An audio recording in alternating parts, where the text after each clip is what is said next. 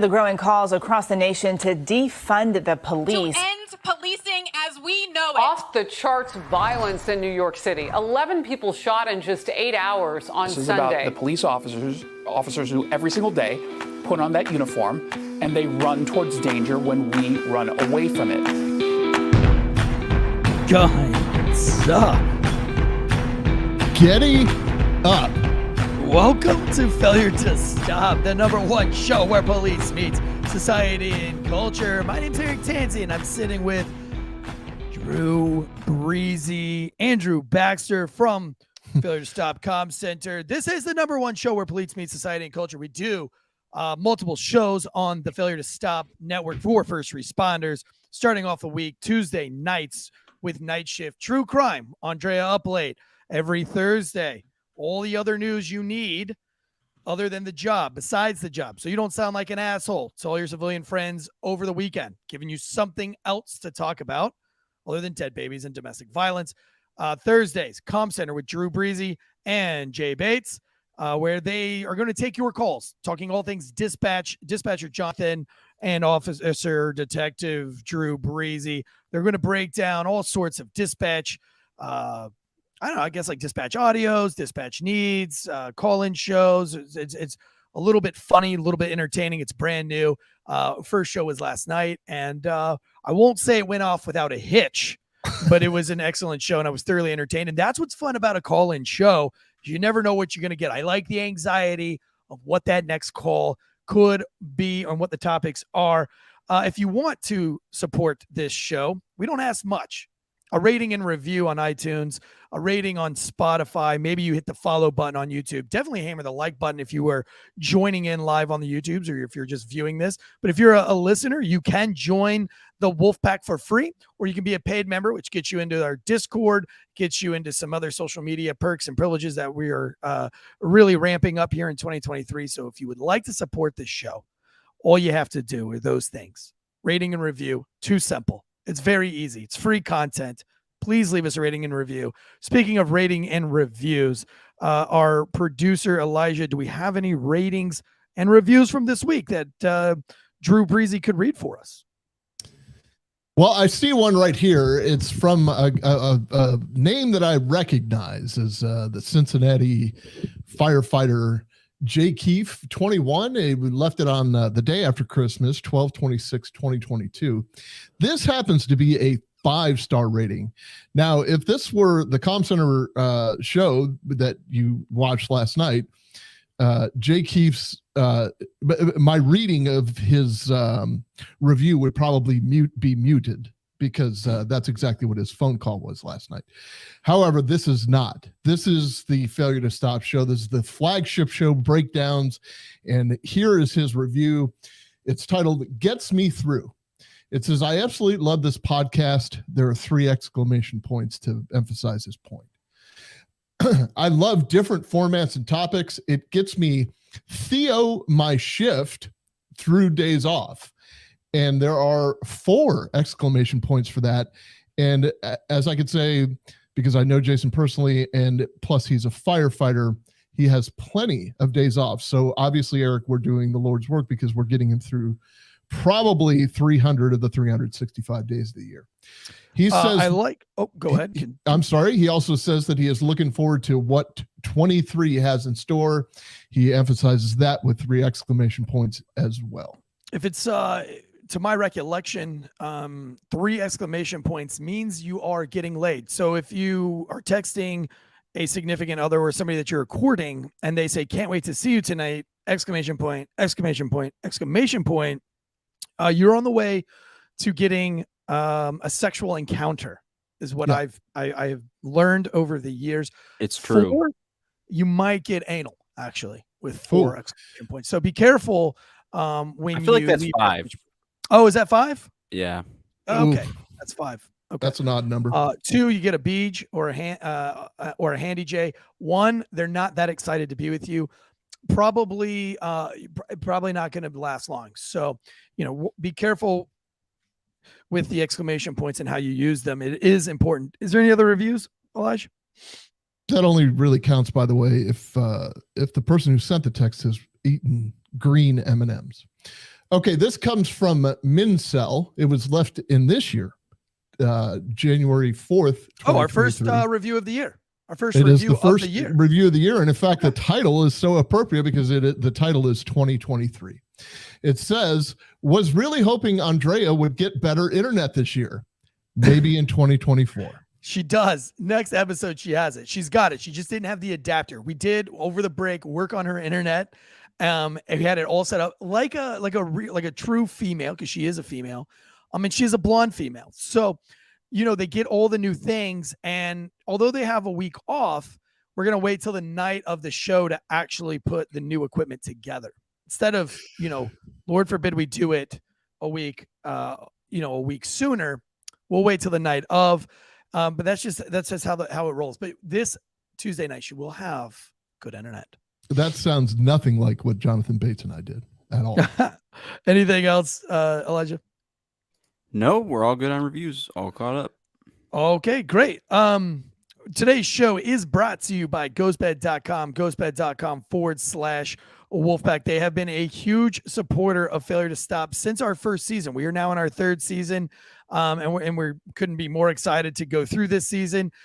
The reason why we love Ghostbed, and help me out. Are we still there? I'm here. Okay. Help me out here. Is the reason why we love Ghostbed is because it's made in the good old USA. Yes, USA. You gotta love it. USA. USA.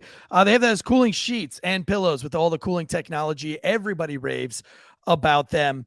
And everybody's got a Ghostbed. Mike the Cop, the official Mike the Cop, sleeps on a Ghostbed every night. The underpaid producer who produces the show sleeps on a Ghostbed.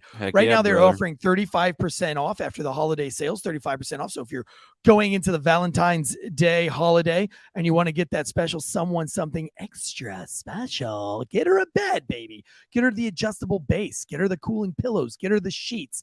Get her the topper. Get her anything. Or him, get him something. If you are the wife to a first responder or the husband to a first responder, every first responder needs a good night's rest. It's science, cuts down on mental health issues, everything.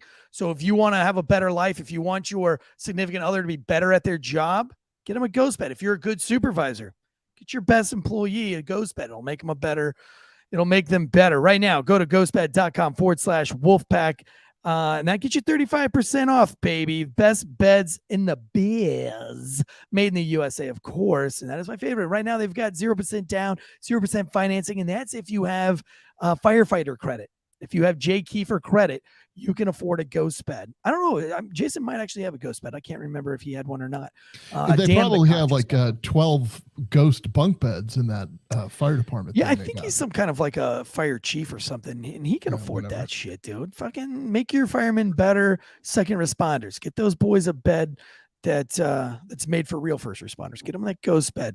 That's it for ads today. I want to jump into today's topic, which is extremely serious. It's supervillains on the loose. We have a problem in this country, and it's not the police. The police are not the problem. Might be the judicial system. It might be the judges. It might be the villains that are running wild on the street. Today, we're going to talk about what that means, how bad is it, and how do we fix it. But first, we want to play a little bit of dispatch audio, especially since we have dispatcher Drew on as one of the main hosts of this show, Drew Breasy. I'm sure he's going to have a lot to say with it. Elijah, go ahead and cue that tape for us real quick.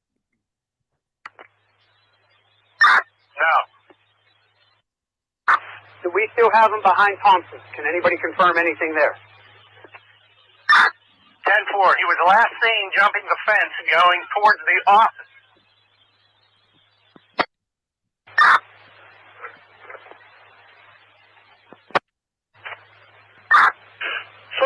Connie. 1308. 1308, Connie. 872 3rd Street. I got an officer down. What unit? 1308. 1419, I'm out. 1308, County. Which officer has been hit at 872 3rd? Expedite that medic, please. I got the medics coming down to you. 1308, County. Which unit is down at 872 3rd? 1501's down. Copy. 1501 down at 872 3rd Street. Terry, see shot or just down? He's down, Mikey.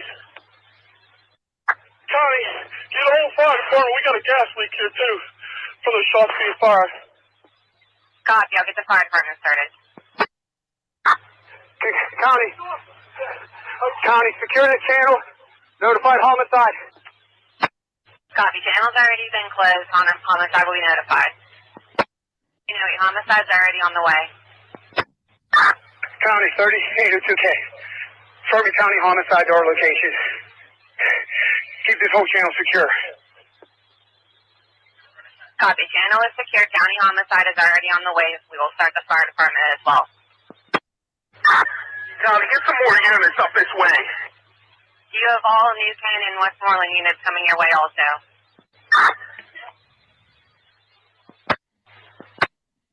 Connie, where do you want the extra unit? 3802K, where do you want the extra units at? Connie, 872 3rd. Copy. 872 3rd. 1308 County, can I get an update on 1501? I got the medics here. Just 1308, can you repeat? send homicide to our location. They've already been notified. Van wide. Mike says stay with that car. I'm here with the weapons. 1308 or 3802K, where do you want the staging point to be for county homicide? 872 3rd. Please. Copy that. They will come right to you. Connie, answer the phone. Ira 3318, I'm out on East 7th and Wood, approaching 6 where am I needed. Connie, is there any more resources that are needed down there? Whatever you have, you can send them down. All right.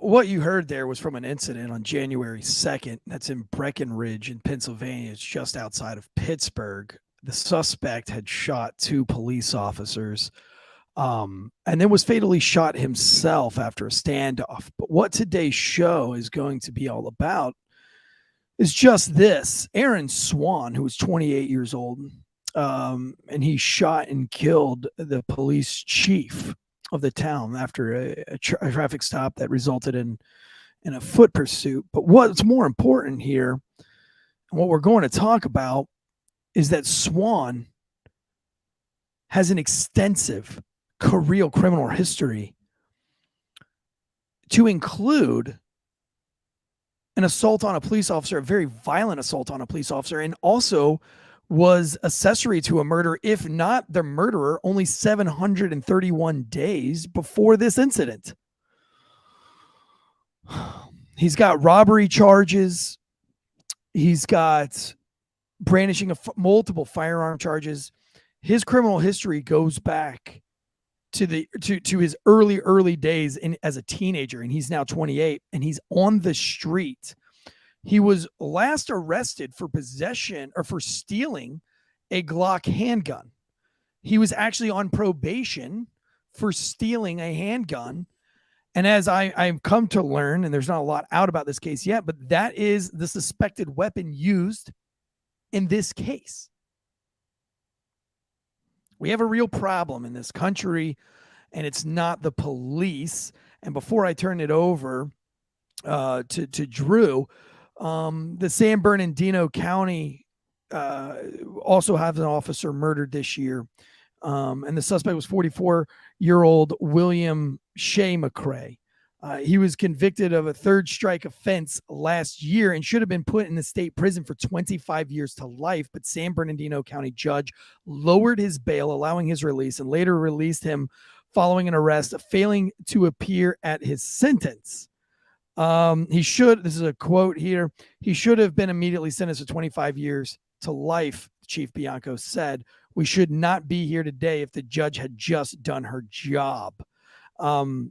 This was another career criminal. We'll talk about what it means to be a career criminal. It's not just a term that is thrown out. You have to earn the title of career criminal. Florida deputies encountered a violent attack, an ambush on a traffic stop And this was back in 2021. We covered this story. If you want to go back and listen to it, you're more than welcome to. But it was the dramatic video, if you were to recall, where they stop the man and he gets out of the car, shooting at the police, pistol whips another cop in the head until he's brought down in a hail of gunfire by another heroic cop. It's a great video where the police win. But the sheriff's department described Wilder, the suspect in this case, as a career offender whose record included 40 arrests for charges that include armed robbery, aggravated assault, drug offenses, battery of law enforcement officers, attempted first-degree felony murder. He was out on bond for 2 felony drug charges and had 2 active felony warrants at the time of the shootout with deputies.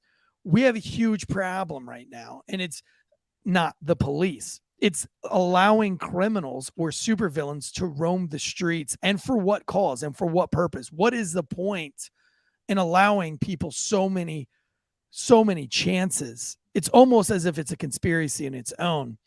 That's what we're going to talk about. Going back to Brackenridge, the county case, and you just heard the dispatch audio. Drew, how does it make you feel just listening to that, coming from prior law enforcement, being retired and also working as a supervisor in a dispatch office?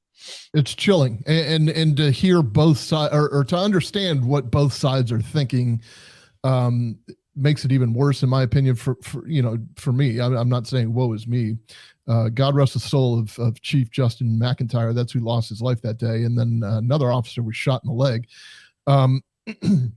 I see a lot of comments about how calm the dispatcher was, and such is the case. I mean, she held and maintained composure. She handled all the requests as they came in.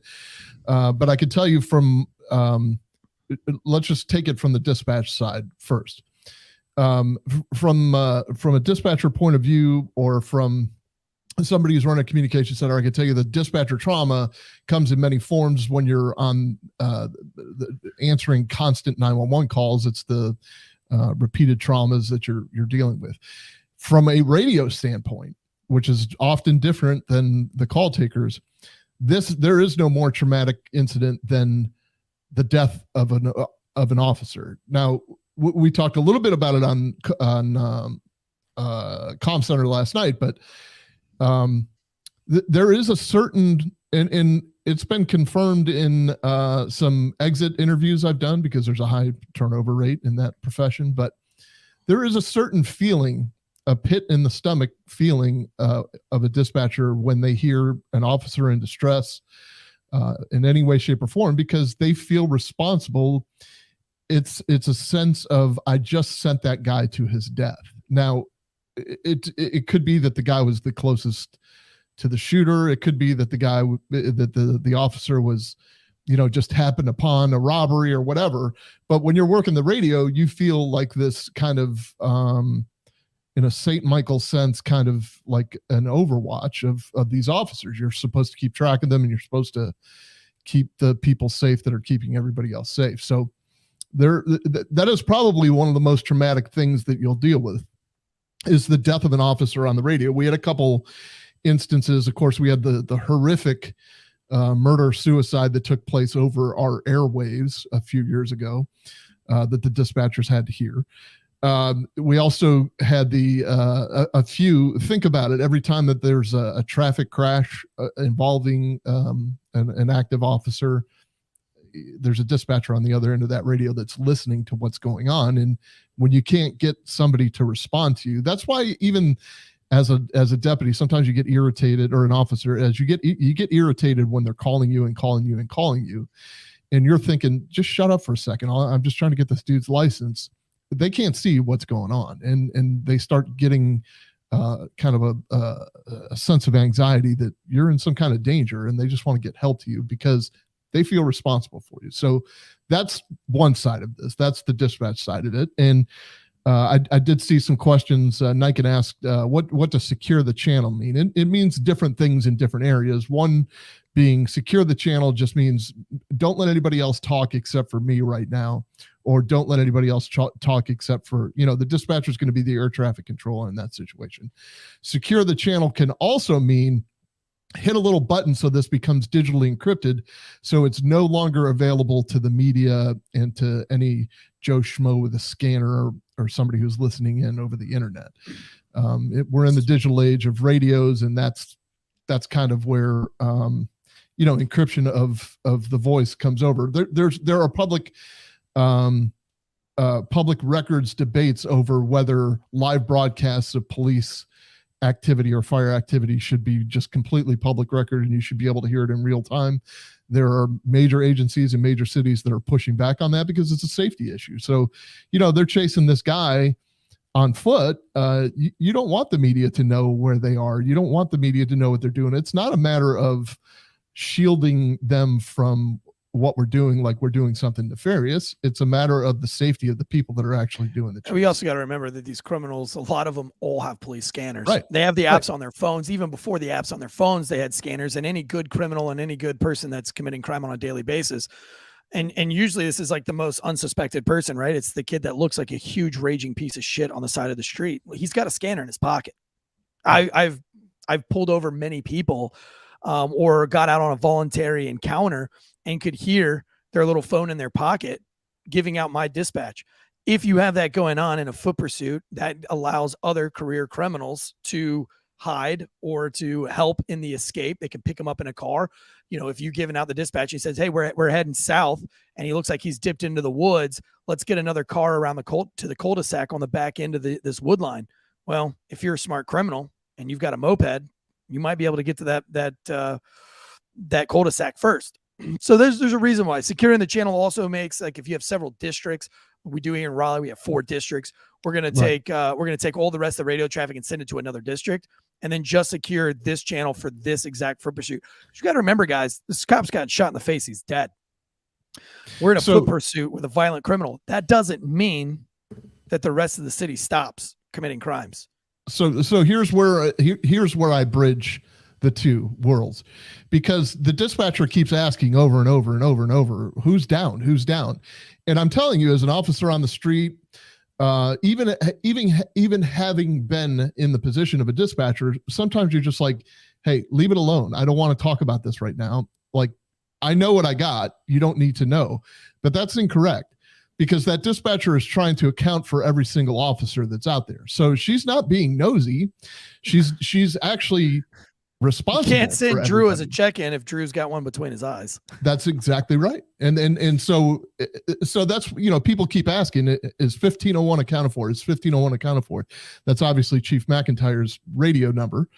And she's unable to answer them until finally, the guy that is standing over him, and you can hear it in his voice, exactly what happened. You just don't know that it's Chief McIntyre. Send me the medics, and I need them right here.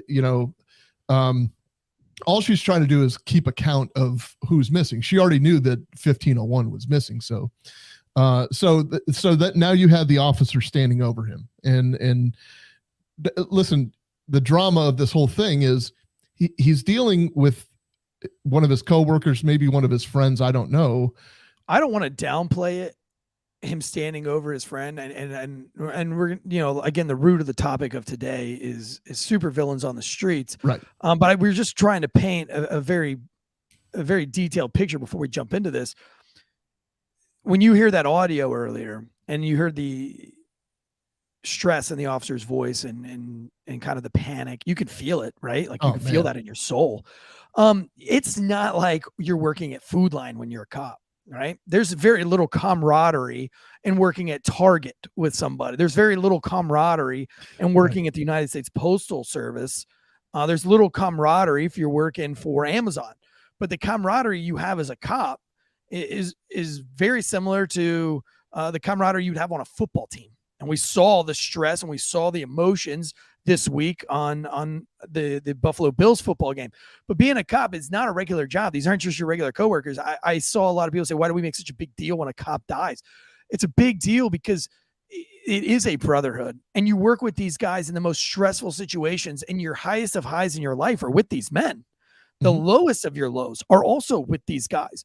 And what I mean by highest of the high is you might have suicidal subject, and you just really desperately don't want to see this person take their life, and you really empathize with them, and everybody is bought into the hostage negotiation. Everybody hears the story over the airwaves of what this person has to say, and they empathize with it, and all they want nothing more than this person to be alive. And this happens weekly to officers. Weekly. It happens all the time, not just once in their career, not just twice, all the time. It's a normal thing. And then those people may come down off of the bridge, or they might take the gun away from their head, and that's a high, man. You're riding a high. You're high-fiving. Your sergeant's bringing you pizza. That's a huge high, man. And you go home and you look at your kids, and you might not tell them what happened, but you're looking at your kids and you're like, man, Dad did something today. Dad saved a life today. Dad did something productive that not a lot of people say that they did today, and you feel really good. And then you have those lows where it doesn't work out, and that person smokes themselves and puts their brains all over the back of the fucking recliner chair, and you're at your lowest point, and you all, come back to the office and you're licking your wounds, and nobody wants to eat their fucking lunch. And this goes on day in and day out. You win the foot pursuit, you have a high. You lose the foot pursuit, you have a low. And so it's when you lose somebody in the thin blue line, it hits way different. It hits the community way different. Not a lot of times, or generally speaking, does the target employee change somebody's life forever, that they know, right?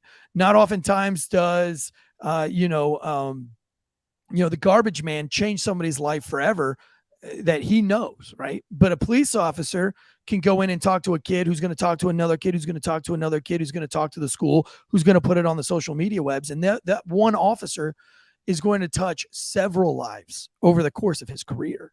And so it's a huge loss for each officer. And that's why it's a big deal when an officer like this is taken down. Not to mention the community impact of a protector. So if a community feels safe, it's generally because the protectors are making them feel safe, and or they're just safe because of the way the protectors are protecting them.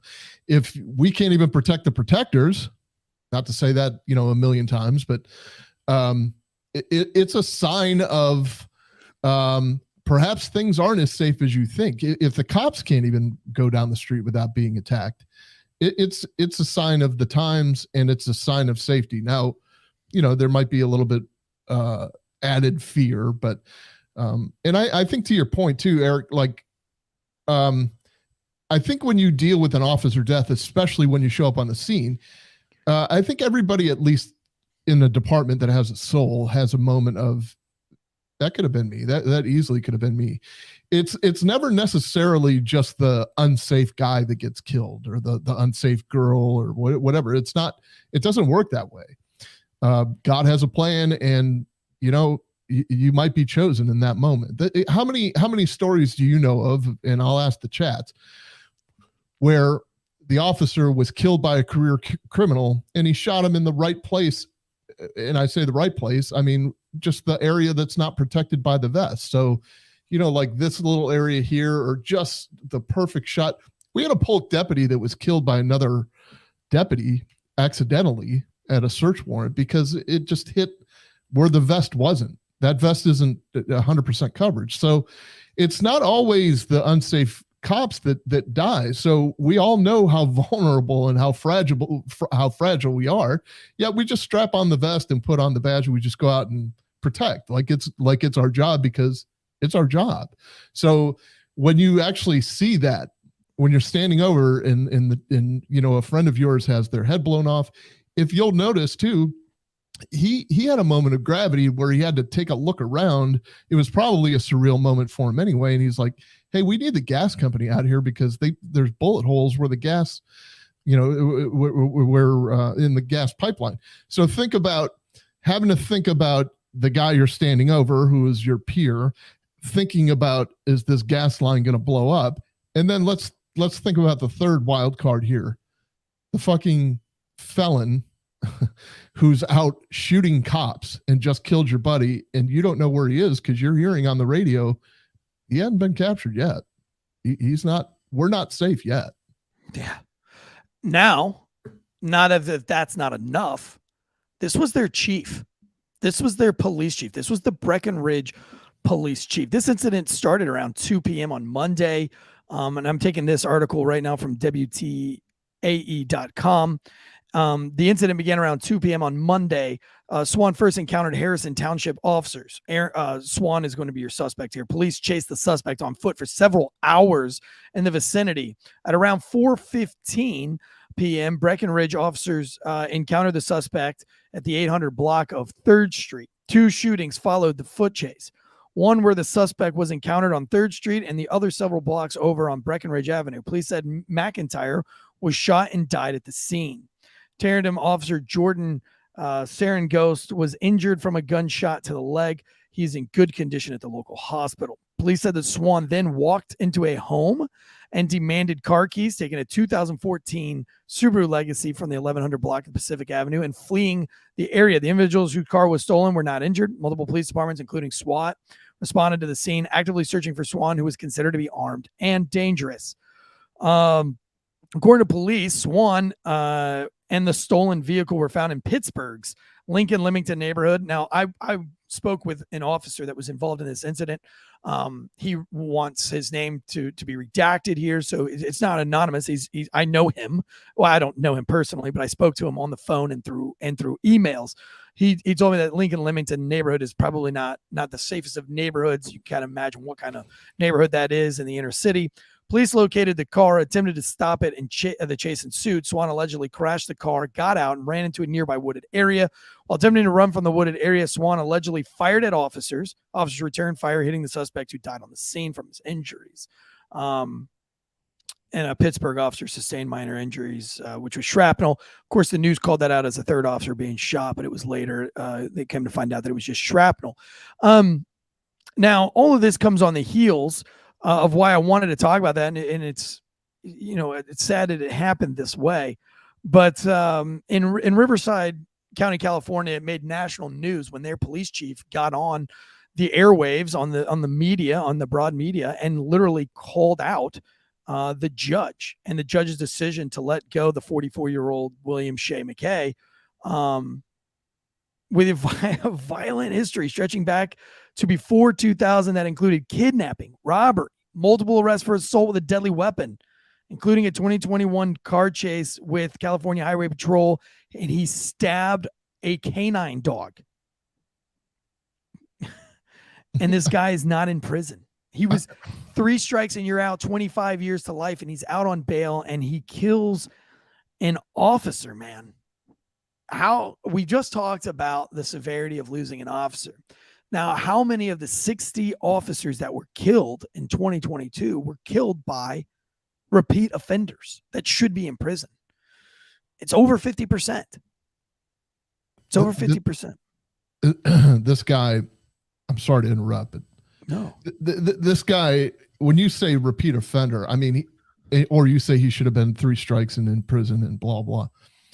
It's beyond that because, and I know you know this because we talked about it, but he was out on bond. Okay. He had been convicted by this judge. We'll talk about her, I'm sure, in a minute.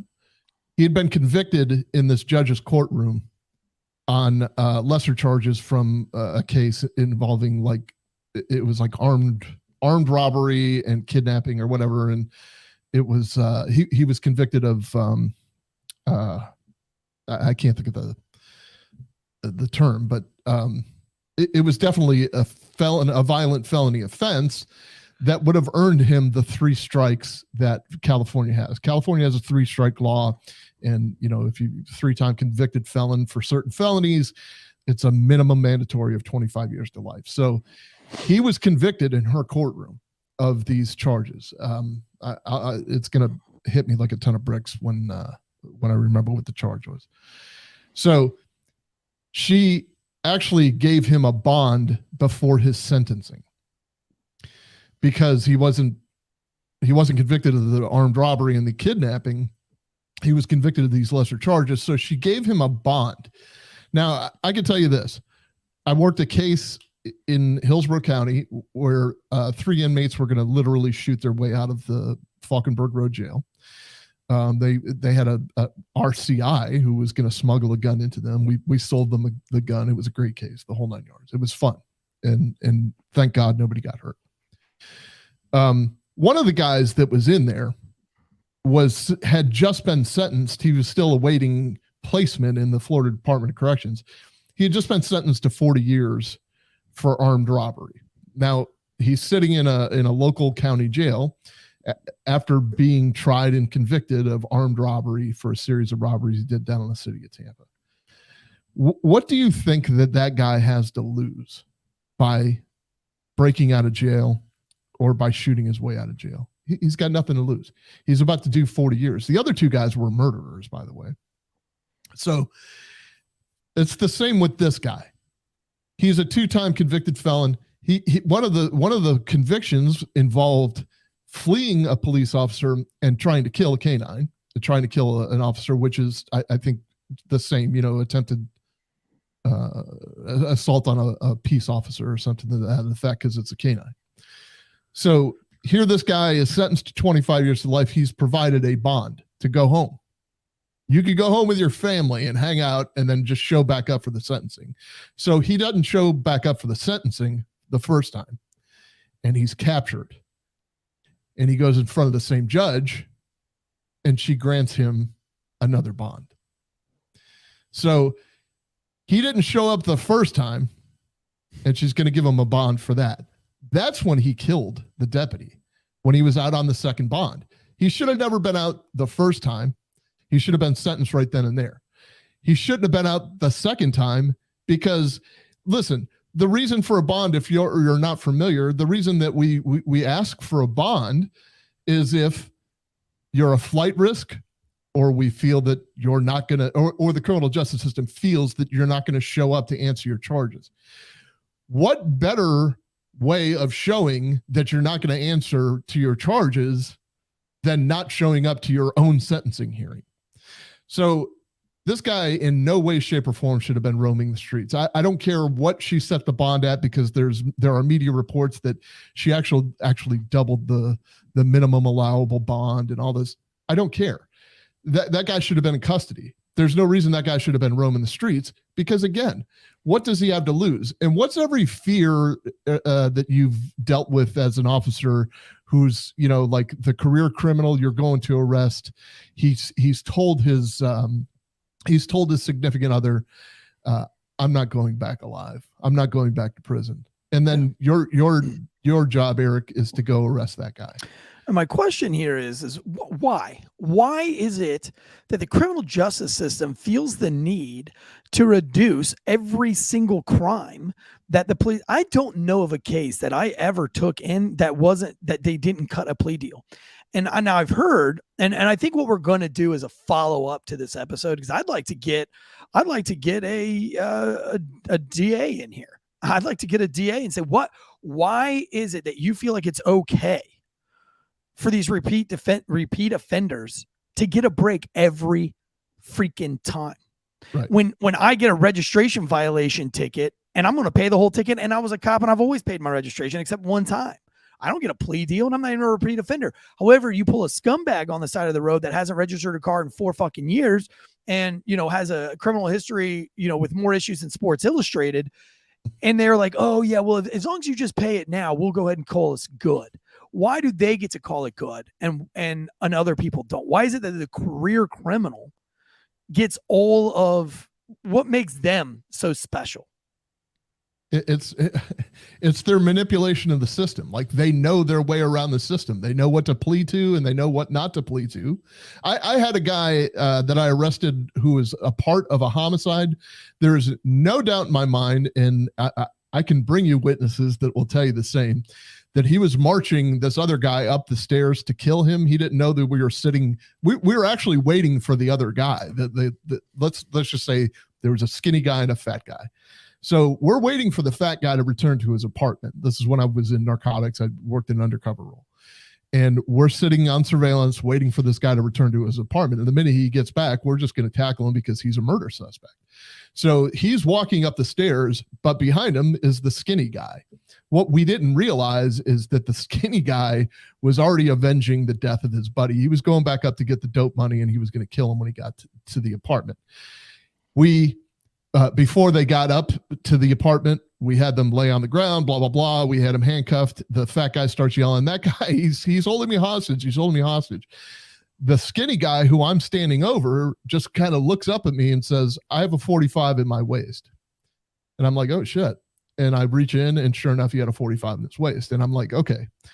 The hackles go off because he's telling me this for a reason. He's been down this road. He knows what he's doing. So we arrest him. They take him to criminal investigations, where they start interviewing him and, of course, the homicide suspect. He kind of gives the story of what he was going to do. He was avenging his buddy's death. He was going to get the dope money back. There's no doubt in his mind. I'm sorry. I missed a key piece of this. He said, I have a 45 in my waist and I'm a convicted felon. Those were his words. Yeah. And I'm like, okay, this is an odd statement for him to make. So let's be very careful with this guy. It turns out he was just a gentleman about it, right? And you know what he did in his first appearance? He pled guilty.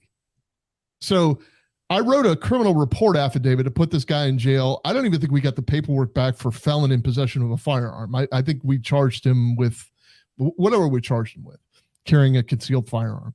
He pled to it. End of case. It's over. The state's happy because they have somebody in prison. What he avoided was us digging further and charging him further with anything else. So he, in his criminal mind, and I'm telling you, before I even wrote the report, had already done this. In his criminal mind, he is saying, I can do my 364 days for this, and I'll be out in a year. Or I can give them the opportunity to dig deeper, and I'm going to end up getting another 10 or 12 years. So they have gamed the system. They have played on the even when they sympathies. don't game the system, though, you cannot deny that judges, especially Democrat judges, are notorious for letting career criminals go. And I've seen it with my own eyes. I mean, I had a guy that did 120 days jail, got out of jail, went right back to selling heroin. And when I caught him, he had a duffel bag with trafficking amounts of not just heroin, but all sorts of other opioids. You name it, he had a trafficking amount of it in a military green duffel bag, but he also had a stolen .357 Magnum in his waistband, which he and I fought over, and he threw while we were fighting. So he had the gun in his hand. I'm glad he didn't choose to shoot me with it, and he chose to throw it. I arrested him again, not even 2 years later, when he was trying to break into an ATM machine. But my thing is he's a convicted felon. He was on post-release after just doing 120 days. He has trafficking amounts of everything. And he has a stolen firearm loaded as a convicted felon, and he gets out in less than 2 years. What is the purpose of that? That is a guy who's there's no reform there.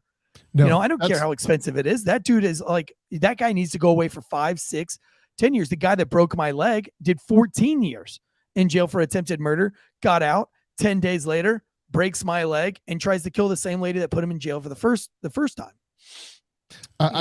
I don't fear criminal justice reform. I think it would be foolish to do so, because the system is not perfect. And if you're a cop and you think that the system is perfect, we've just given you about 25 examples of why it's absolutely not perfect. So I don't fear criminal justice reform. The problem is how they're reforming, or they're reforming in progress. So you've got to think too, what's the purpose of jail right now? Or not, forget that. The purpose of jail is to hold them to determine whether they're going to go to, pretrial detention, to determine if they're going to go to prison. Prison is for 1 year and beyond. Now, what's the purpose of prison? Are we going to rehabilitate, or are we going to punish? There are two schools of thought. There are some prisoners that deserve rehabilitation or should be rehabilitated, and then there are some that just completely deserve punishment. Like, are you going to the Idaho suspected Idaho murderer? Are you going to rehabilitate that guy? No. And so are you going to rehabilitate the fucking 6-time felon? Right. Well, that's the point. That's what I'm saying. So in the criminal justice system. But here's the thing: is that when you get to prison and you join a gang, okay, that's it. There's no more reforming you. You literally came to jail or prison and you did the same shit that you did on the street, which means that there's nothing that's going to deter you from getting out. You think that if you spend your teenage years in a gang and you hit 20 and you murder a dude, and then you go to prison for 20 years and you join a gang for 20 more years in prison, that when you get out of prison, you're no longer going to be a gang member? Right. I feel that there are probably low percentage cases. I mean, the recidivism rate of a prisoner is very high. So I don't know what they're using to measure, but I do feel there's a low percentage that it takes with, you know what I mean? Sometimes it's just a substance abuse issue. Like if it's a serial burglar, they're just breaking into shit just to get money for dope or whatever. Right, but nobody even talks about that, Drew. Nobody cares about that. I realize that guy in jail probably gets that guy goes to prison. We're talking about the thugs. We're talking about the gang members. We're talking about the Cleothas. If you remember the true crime case that we did with Cleotha, I mean, that dude had an extensive history before he raped and murdered a female jogger. It was Cleotha, right? That did the jogger. Yeah. But yeah, huge criminal history. And these are all the gang members, man. This is, it's not, you're the majority, generally speaking, and we're allowed to do that. Generally speaking, your gang members are your career criminals. And we know what kind of piece of shit crimes that I'm referring to. And it's not the petty theft. It's not your crackhead on the street. Matter of fact, your crackhead on the street's probably doing more time than the gang member piece of shit. Why is it that the man in court with all the tattoos on his face that's wearing the gang colors and the beads in front of the judge, why is he the one that gets to get out on bail every fucking time, that doesn't have to wait out his sentence, doesn't have to wait for sentencing? Why is it that they are the ones? Why is it that the Democrat judges have chosen that this demographic of human being gets to get all of the benefits to being a piece of shit? Now, I bet you if this dude was a white supremacist, he'd be locked away, lock and key, and no judge is going to give him a break. Right. If this kid right here that we're talking about in Brackenridge walked into court for his sentencing with a rebel flag pin on his suit jacket, there's no way he'd get a break in hell. But if he walks in with gang beads, we're going to change our tone. We're going to talk to him like this.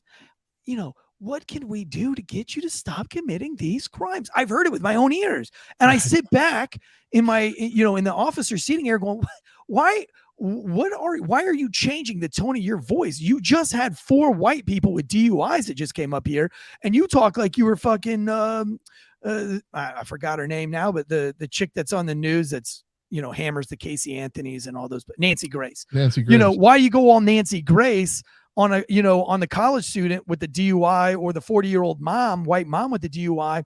But at the minute we get a black gang member up there with tattoos all over his neck and his face, we're going to go ahead and talk to him like we're Mr. fucking Rogers.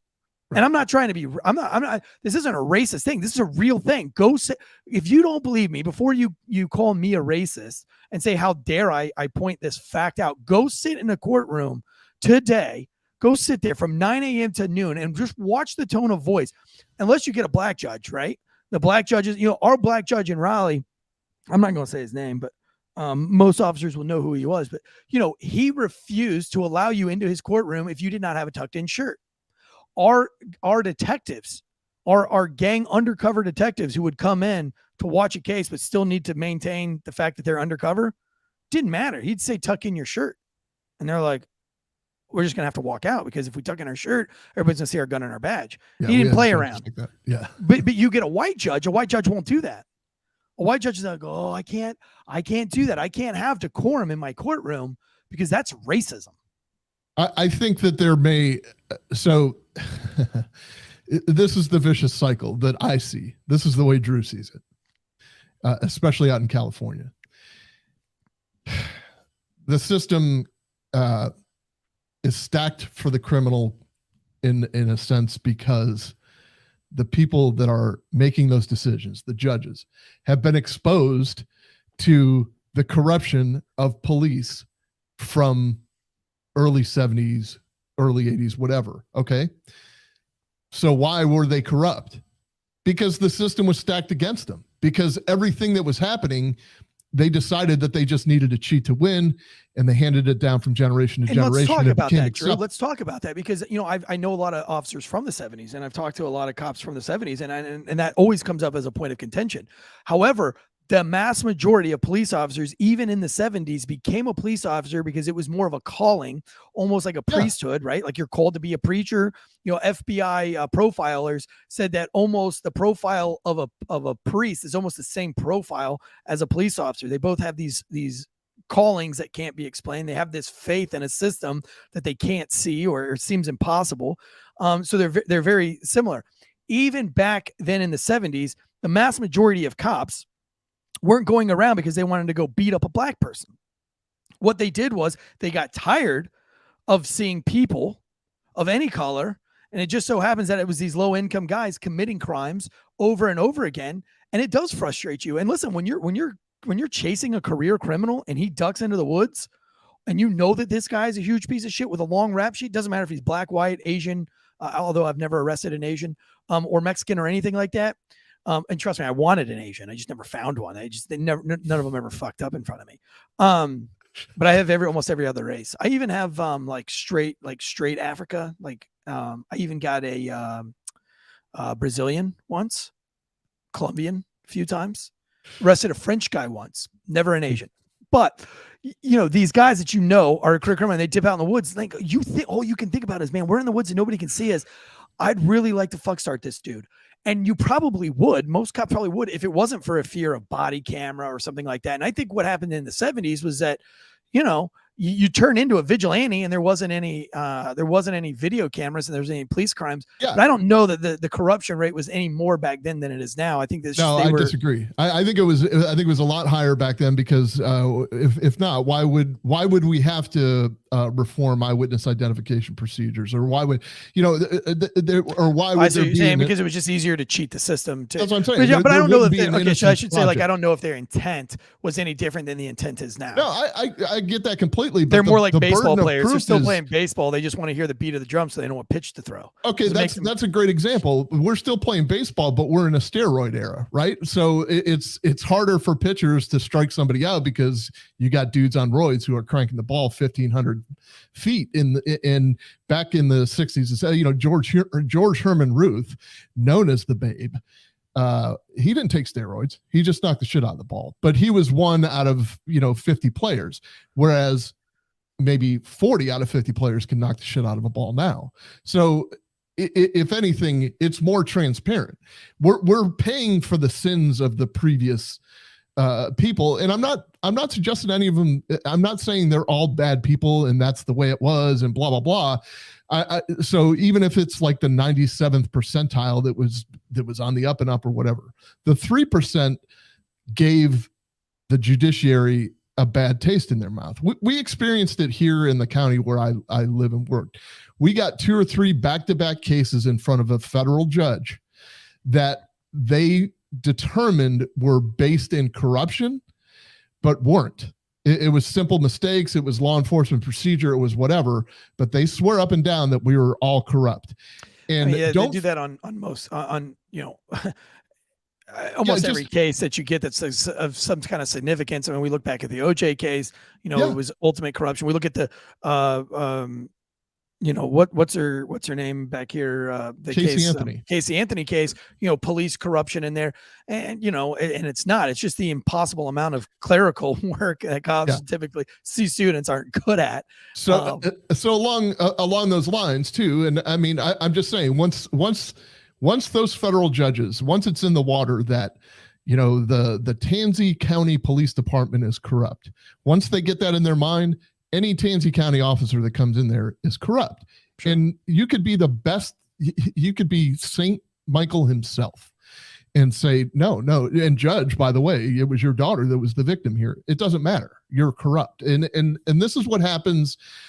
So in my opinion, in my guesstimation, this is kind of what's happening out west. Like in California, it's all sympathy for criminals. It's all sympathy for criminals because the system is rigged. But it's not just sympathy for criminals. It's sympathy for gang-related criminals. Fine, yeah.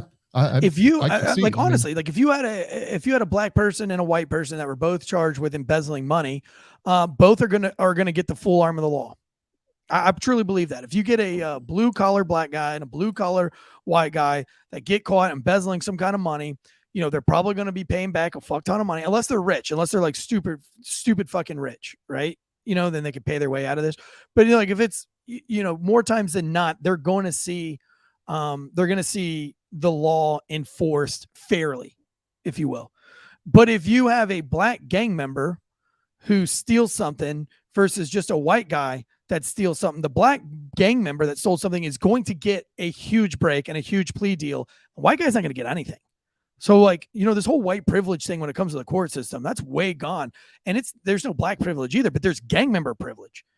There's you be black and put tattoos all over your body and you get a break. And I've been to courthouses in several different places, sat in many different trials for many different reasons. And I see it everywhere I go. If you are a gang member, with the more tattoos you have as a gang member, the more deals you're going to catch. And I want to know why. And I'd love for somebody to do some science data because I know I'm not wrong. I mean, I've never done the cheats myself, but I've just seen it with my own eyes. Why is it that the bigger the piece of shit, the more breaks that you're going to get? I can provide data. 6% of the people commit 60% of the crime. That's established in intelligence-led policing that Dr. Jerry Radcliffe, who did the so then how do you fix it? And I always like to end the show on how do you fix it? And Drew, you're probably going to have more to say about it than I am, and I'll make my solution very quick. One, pay attention when it comes time to vote in your judges. Yes. And I don't like to take Republican versus Democrat because we see what happened with this Republican congressman. He's an absolute piece of shit out of New York City, and we still voted him. The dude fucking lied about his mom being in 9/11, lied about being Jewish, lied about where he went to college, lied about working in the banking industry. The dude can't stop lying, and yet he swore in this week. So it's not left versus right. However, in the judicial system, a Democrat judge is much more likely to let career criminals go, where they can shoot peace officers, where they can rape women, where they can do all sorts of bad shit. So one, you got to vote, right? And we got to vote. And unfortunately in this one, I'll say, you just statistically speaking, you got to vote out the Democrat guy. But also we need to take a deep look at culture and gang culture. And we need to come up with some kind of zero tolerance gang culture. We don't tolerate rebel flags. We don't tolerate statues, but we'll tolerate graffiti at a skate park. Why can I go to a skate park and put gang graffiti all over it and the city won't fucking paint it over? But if we go to a nice side of town and you paint a mural on the wall without a fucking permit, you get a $1,500 fine. Yeah. We need to reform culture first and foremost. We need to say, like, that guy's wearing gang beats. You're not welcome in my gas station. If you came in here with a Hells Angels jacket on, I can tell you not to come to my bar all day long. Let me tell somebody with gang beads on that they can't come into my bar and watch what happens. Be news heard around the world. It'd be like the gay cake thing. Remember the gay cake thing? Yeah. In Colorado. It's okay for me to tell Hells Angels he can't come to my bar. But let me tell a black dude with gang beads not to come in my bar. Okay. How about this? Because I'm taking notes before I forget. Elections, first of all. A lot of judge elections, just remember, are independent. So they're not running on a political party. It's hard to identify. It's your job as a citizen, if you're going to vote, to know who you're voting for. You could probably, and this is by no means a gauge, a definitive gauge, but take a look at their record as an attorney. Did they work for the public defender's office, or did they work as a prosecutor? And that's going to tell you kind of where they sit on crime. There are mostly reasonable public defenders. They just have the job of defending criminals, and that's all they see is criminals. So they're more apt to identify corruption and police corruption, or mislabel it as police corruption, and then they end up on the bench. So maybe not necessarily look at Democrat versus Republican, maybe look at defense attorney versus prosecutor, because a prosecutor is at least going to see it and call it like they see it. They're not angels either. I mean, and they're not devils. It's just that you probably have to do a little bit more research. So think, and you do have the power of election, but there are some judges that are appointed, but who are they appointed by? They're appointed by the people that we elect. And now those are straight Democrats or Republicans, either a governor or the president or whatever. Okay. So the other thing that, and this is kind of controversial, that I used to bring up all the time, I ran a street crime squad. Street crimes, where we were, was kind of transitioning from like just an ancillary dope squad, just doing like proactive police work, which is great. You know, everybody loves to have that kind of fun and not have to answer calls and just do proactive police work. But with what purpose? So how are we measuring within the law enforcement community? How are we measuring the productivity of a street crimes unit? Well, generally we do that with arrests. We say, okay, they came out tonight and they kicked ass. They each got an arrest. There were 10 people on the squad. We put 10 people in jail. Is that really the best way to administer criminal justice? Is that really the best way to do things? Now, there are arguments because of like broken windows. Yeah, you're taking care of quality of life problems. What you're also doing every time there was always that a trace is a case. I don't know if you've ever heard that term or not. You find a dude with a crack pipe. He's got a trace of crack cocaine in the crack pipe. Well, then he's going to jail for possession of crack cocaine and possession of drug paraphernalia. There's a prosecutor somewhere that's going to have to deal with that. It's going to have to go through an intake process. The intake process is going to decide yay or nay whether they're going to prosecute that or not. Then it's going to get to a prosecutor. My point is this. If you inundate the market with your bullshit cases, the POPs, the whatevers, without the knowledge or the understanding or the maturity to know that this is a game of cops and robbers. Sometimes the robbers are going to win, but we have to have the mentality that we're always going to win in the end. You don't have to throw everybody in jail that you see, because when you throw everybody in jail that you see, you are going to clog up the system. You're going to take away a prosecutor. You're not benefiting anybody else. I mean, I've always said that here on this show. I've always said that, voluntary compliance should always be what you aim for. And if somebody can give you voluntary compliance and they don't need a fucking ticket. That's why every time I pulled somebody over for speeding, 99% of the time, I mean, I wrote like 18 speeding tickets maybe in 8 years.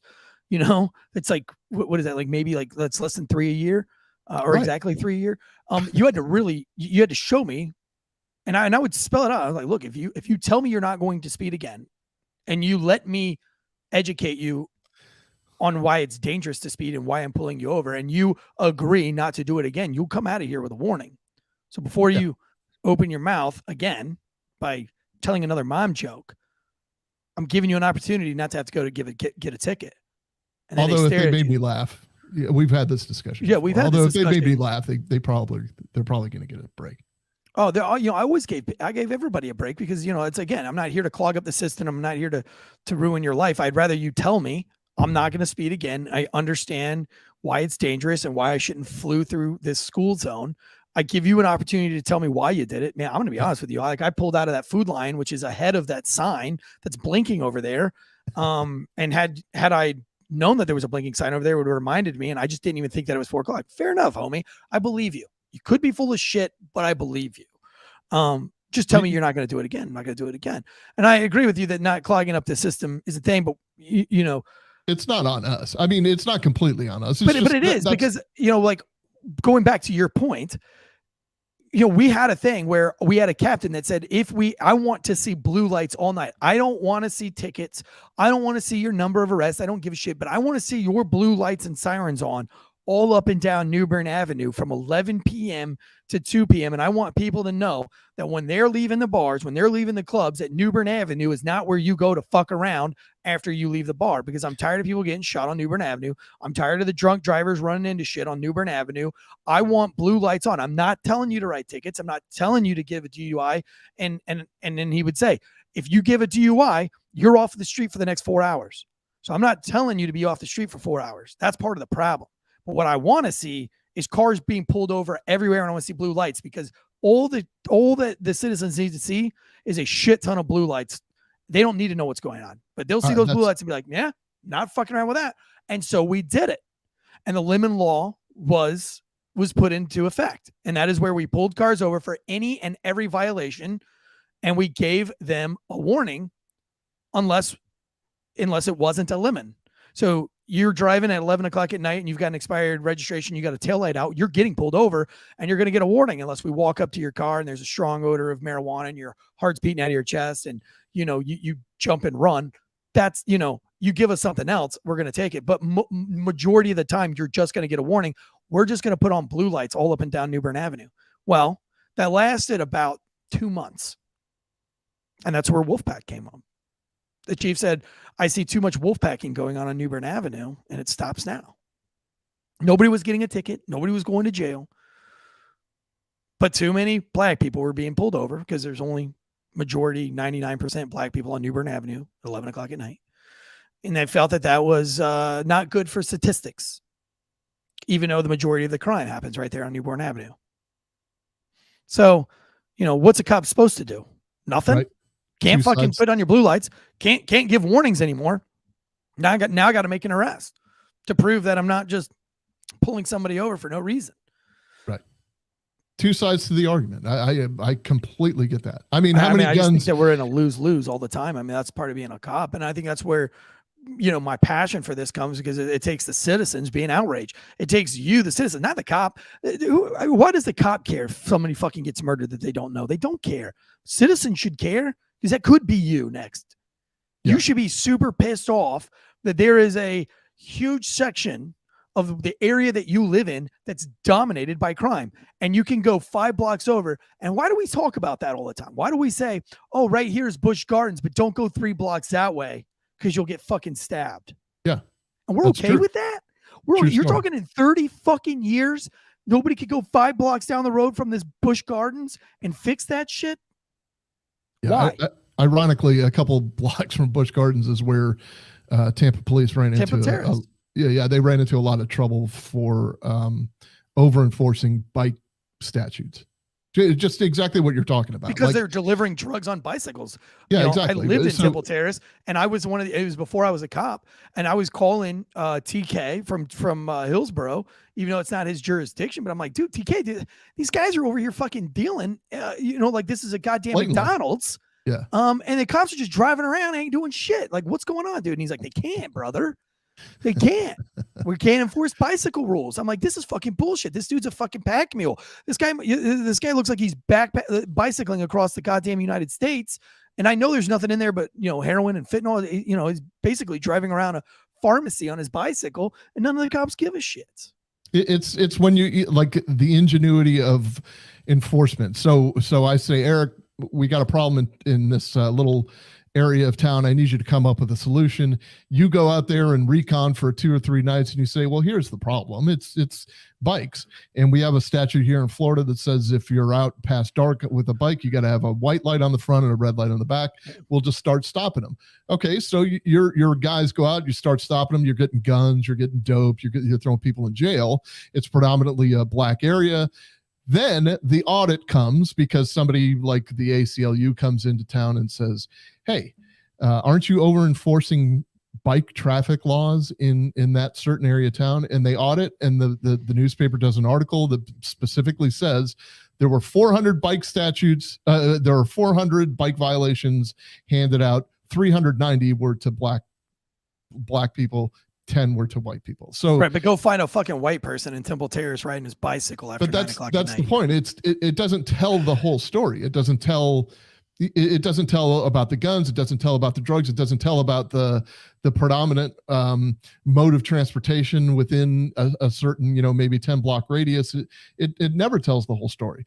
That's the problem with generalizations. That's why we are where we are with career criminals. That's why I say that you need gang member inner city cultural reform. And I'm talking like, the only way that I ever have seen this working is that you go back to zero tolerance on gang members. There's no reform. I mean, these guys are making a choice. And I know, man, I know the gang officers are passionate, and they say that, these kids can be reformed.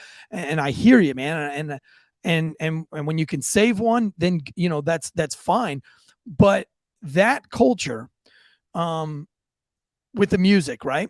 The music is all about hate. It's all about dealing death, shooting an N word, smacking a B word, nothing but foul and gross lyrics that incite hate.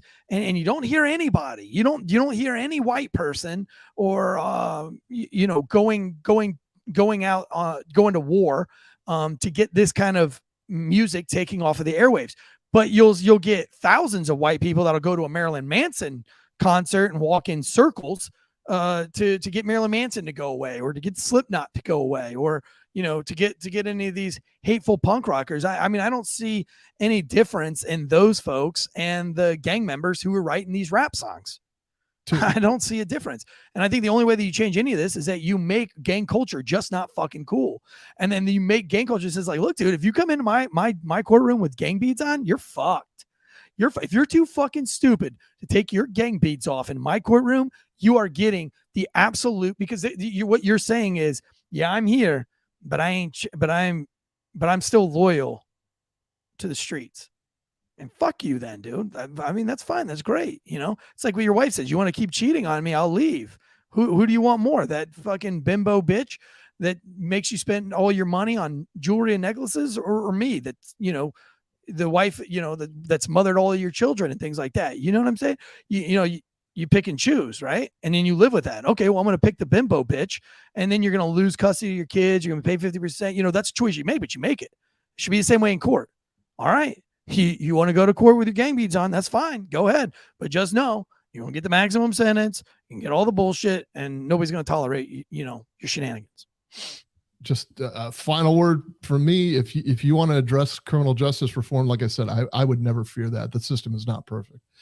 But why don't you look at it holistically? Why don't we address fatherlessness in every community? It doesn't matter what community. I mean, look at the impacts of somebody who grew up in a fatherless home. Take a look at the offenders, 18 to 24. The only reason it's 18 to 24 is because we don't really track juvenile offenders, because they're not offenders anymore. We have to pretend that they're just making mistakes till they're 17. Killing each other, shooting each other in the head. That's why they said that he had 5 appearances in the court system. Yeah, bullshit. I mean, he's a criminal, and he does not fear repercussion from a criminal justice system who's not going to punish him. 1, and 2, he doesn't have the fear of punishment at home, and it's not a feminine, toxic masculinity thing. It's just a family. If we get back to addressing family issues, we probably would start chipping away at some of which you'd have to go after an entire culture. Just like if you want to fix a football program, they always say you got to fix the culture of football, toxic masculinity. If you want to fix policing, you got to fix the culture of policing. Well, you got to fucking fix the culture of the inner cities. Yeah, let's fix the culture. You got to go in the inner city and you fix the fucking culture, and talk about how it's not cool to slap a woman, which will probably lead to getting divorced. It's probably not cool to call your girlfriend or your loved one a bitch from day one, and then marry that bitch and consider to call her a bitch and wonder why you're divorced 2 years later and you've got 2 domestic violence charges on you, or kidnap her at gunpoint. Yeah, which are all in rap songs, by the way. Right. Yeah, I don't know. It was a great episode, Drew. I'm gonna have fun this year with you breaking these crimes. You're the yin to my yang. You're the zen to my zao. You're the 60. You're the 9 to my 60. I just want to be the cat to your dog. That's all. I fucking hate cats, and I'm not a huge fan of dogs either. I'd prefer a dog over a cat, but I'm not a big pet guy. Maybe that's because I have 4 3/4 children. It's my son's birthday today. His podcast just released, Grommet Vomit. Are you kidding me? For kids. It is my future stepson's birthday today. Dude, happy birthday to all of us. Happy birthday to everybody. It's January 6th. It's a day to celebrate. Oh, that's it. A day that'll live in infamy. The day my son was born. Right. But yes, if you do see my shirt, Grommet Vomit, it is a shirt for kids, by kids. It's 2 9-year-old rippers who started their own little podcast. It's they had one of the best surfers in the entire world, Rob Machado, on as their first guest, which is insane. They're actually on the horn with guys like Ryan Sheckler. They're on the horn with guys like Ben Gravy. It's crazy because, we've been podcasting. I've been podcasting now for 2 years, and I have to work my ass off to get any kind of guest. Right. And they are just racking up more guests than we have time to host. So I'm really proud of them, though, man. And I'm proud of the new show, the Com Center show. Go give that a shot. Guys, support the show. If you're still here, the 78 of you guys are still here. That means you fucking support us. You support what we're saying, or maybe you have some arguments. Leave us a rating and review, man. Drop the like button. If you want to see this show continue for another year, we need your help. We're not asking for your money. we're asking for likes, follows. We're asking for ratings and reviews, more importantly, and to share this with a friend, because then we get more money from advertisers and we don't need your stupid fucking super chats. Although you guys do blow us up with some amazing super chats. God bless everybody who super chatted last night. And we love that, guys. So we do have some live events coming up in the new year. So we'll let you guys know where we're going to be and when we're going to be there. Some meetups. As for Jacob Bayer in the chats, Silamander 2.0, Brian W, Honey Badger, Deadleg Media, Not a Cop, Corn Bap was a bad dude, Imperial Girl, Mur 530. Imperial Girl, she's been with us since day one. God bless her. Love her to death. She's always got, she's not a kiss ass. If I say something she doesn't like, she's going to let me know about it. But she's also not a whiny little bitch either, where she's going to take what I say and cancel me for it. We have some really great discussions back and forth. I've always appreciated Imperial Girl, day one listener, and I've always appreciated guys like Hydra Man Blue, Andrea Uplates in the chats, Honey Badger. Thank you guys, all of you. There's too many of you to name. Brian W. If I missed you, I'm sorry. Somebody just threw in a super chat last minute. It's Hydra Man Blue, man. What a fucking star, dude. I've met him in real life. He's a lot older than I thought, but a lot cuter, a lot more handsome than I thought as well. So thank you, Hydro Man Blue. Everybody, thank you guys. Guns up. Giddy up. Please don't forget my BFF, John. Oh, fuck John, dude. That's true. Fuck him. Fuck that dude. All right, man.